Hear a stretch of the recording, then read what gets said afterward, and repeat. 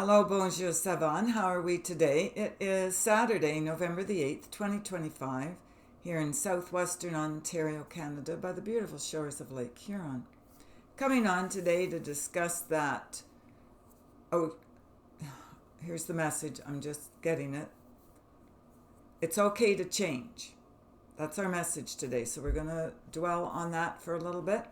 Yes, it's okay to change. It's okay to change direction. It's okay to, oh gosh, how do we say this? It's okay to be okay.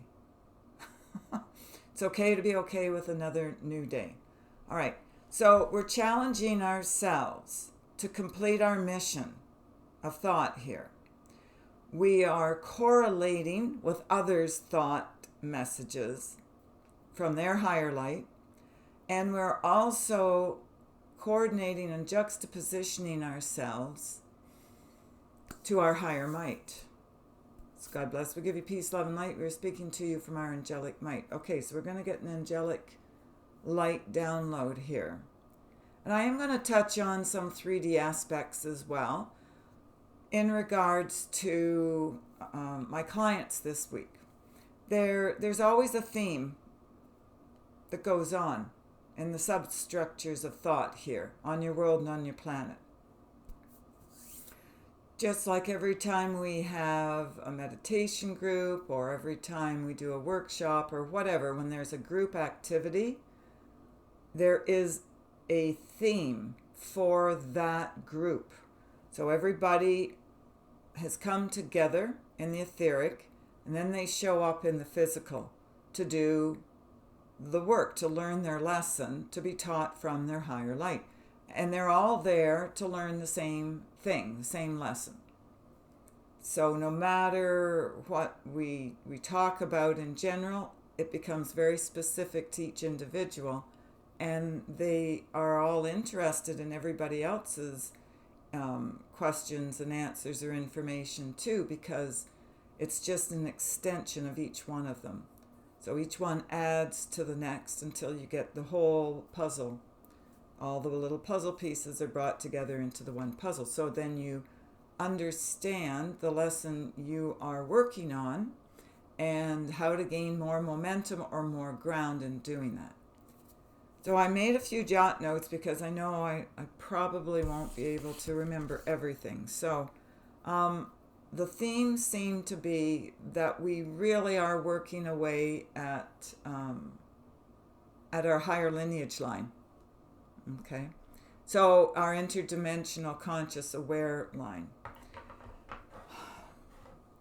So there was one client whom I have worked with since like 2007, and this particular client is African descent, still has land and property there, a home there, even though client lives in Canada. It's well established now in Canada. But there's always been this interference due to his culture and his cultural upbringing and background and everything in regards to spell casting. I'm going to use their words or terms. It's more, we would call it voodoo. Every time that I work with this client and I find that energy of voodoo or spell casting in a negative, dark, black way, I'm going to say, it's not of a highway, it's a low way. We go in because we can, and that's what we do here, and we elevate that structure of lower light. So we teach that energy how to not be so low, in other words, and we give it a respite. I always hear that. We teach it how not to be low. So basically, bottom line, all the client cares about is that it's removed. Whatever it is, whatever label you want to put to it. To me, I always see it as energy depending on the quotient of light or darkness there. And that's what we do. So I go in, Client never tells me. I just go in. Eventually I find it. I ask, well, yeah, so and so I found out back home, in Africa. Um, they had, my relatives or friends or whomever may have it in for this particular client. Well, go to somebody, and this particular person sets a certain frame of reference that's very low, and to hinder this client. And when I first encountered it, and I think I have referred to this before in our videos, but every time I encounter this, it hasn't been a lot, it's only been a few times, but it's enough to really cause havoc. Then I'm surprised, like, wow, this stuff really does exist, because in my culture, how I was raised, that didn't exist. Nobody talked about that. I didn't know anything about that. But energy is energy. It doesn't matter what label you want to call it. So what I discovered this week with this client is that when I tuned into the homeland back in Africa,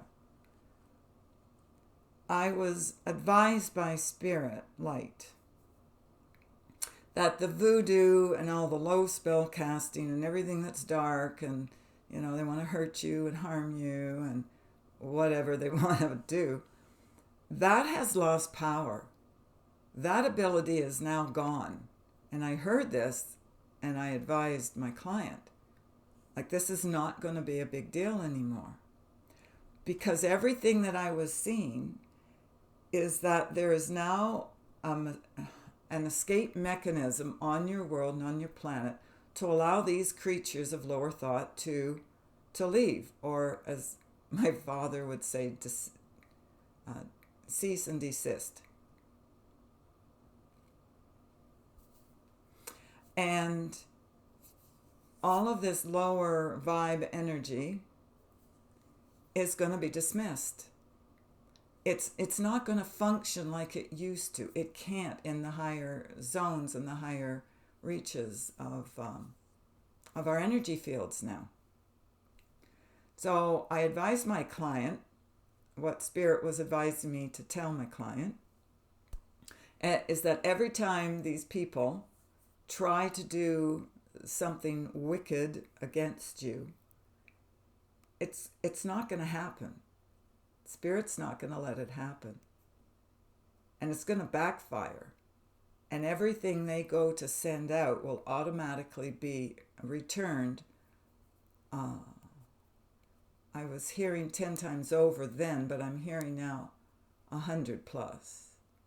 So I'm taking from that, as time goes on, it'll just get more and more and more and more. And they're going to end up harming themselves and nobody else, because it's not going to be allowed now on this system of light. So I was excited to hear that. It's the first time. It's the first time I've heard that in my 20 years of doing this work here. So that was one thing exciting I wanted to pass along to you. I find that exciting. I don't know if you will or not. Another theme that seemed to be going on in the collective with the different individuals who I worked with this week was there seems to be now a higher understanding among those who are a little bit more further on their spiritual growth path. So they're at the point where they are now able to make their higher connections to their higher light. And now they've been advised by their spirit light that it's time for them to now go out and teach others. I found that exciting this week. I'm gonna pick a couple more. Don't worry, there is an end to this. Oh, there was one thing that happened that was incredibly interesting. When another client who came in, there was this I'm hearing it as a supercharge of electrical energy that came in with the client. And everything just shifted and changed. And I was like, what is happening here? What's going on? And I started speaking faster and faster, and I just I just kept feeling this energy, like something big is about to happen, but I don't know what it is. It ended up that this client actually time shifted. This client is a time traveler, as I heard. And this client decided to shift her present alignment in her higher light, with her higher might, into a new transitional timeline for her to encode while she was with us when we were working with her. Us being spirit, my spirit guides, her team, everybody, our entourage.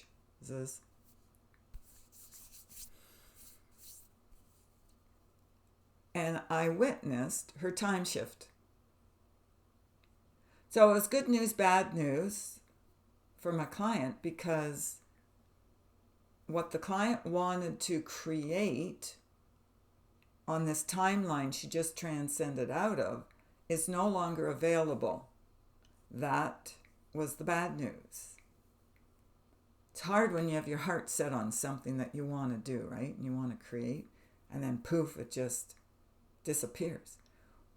But my client's higher selves were running the show that day. Well, all the time, really. It's just we don't know. And they came through to advise my client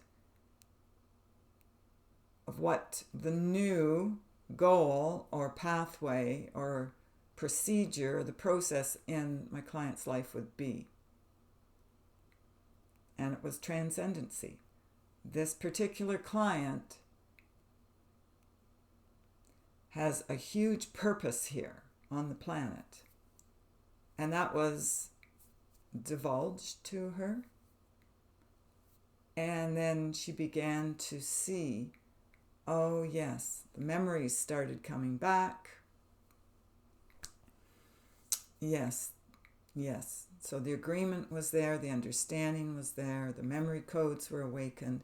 There's going to be more of that because the client needs to see more within the self in 3D to be able to proceed with the higher calling mission. That has to be completed. It was very strong and powerful, the message. You have to do this now. So there can be good news, bad news when we transcend a particular timeline. Because even though we wanted to create something, whatever that is, fill in the blank, getting married, having babies, getting a new career, moving, traveling, doesn't matter in 3D, whatever the physicality of it that you wanted to create, once you get into that timeline shift, it doesn't mean that those desires that you wanted to create in the physical realm, it's going to happen. Because now you focus on your higher light, your higher purpose, your higher mission. And even though that's all wonderful and it's why you're here in the first place, sometimes, we fight it a little bit. We're in resistance, just a tad. But because of the client actually shifting that timeline, everything that was wanted and desired in the past, it's gone. Can't be offered now, can't be created now. So there was a time shift.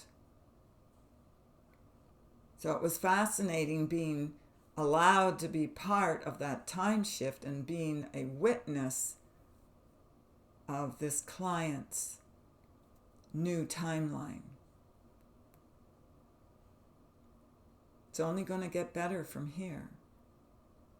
Because after a while, when you are actually on your timeline of doing your divine purpose, soul purpose mission, you eventually, what you've wanted in the past, or those 3D desires, they just kind of dissipate. You know, it's like with when you're a kid and you want the latest, like, you know, I want the latest Barbie doll dress, or I wanted the car, you know, like something really, really, you know, cool. And I didn't get it, you know. I had a certain amount of dresses that I was given at gift time for my Barbie doll, but I didn't get everything I wanted. But then as the years passed, time passed, I got rid of the Barbie. I wasn't into dolls anymore. I grew up. I matured. I leveled up. And that's what happens when we progress in our higher light. Memory codes snap on. We come back to knowing who we are and why we're here. And it's like nothing else matters. We transcend time.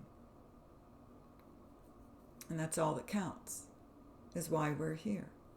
So our genetic makeup is reawakened to our higher light. And it's a beautiful thing. Okay. I think I had one more I'm going to talk about. Oh, yes. So in regards to our beautiful divine masculines here, there was an interesting session in regards to now the push has been on for some time, but it's getting stronger day by day. The push for our divine masculines to integrate their divine feminine energy. And the question came up from a divine masculine, the topic about crying. Is crying okay? Like for a man. Is that okay?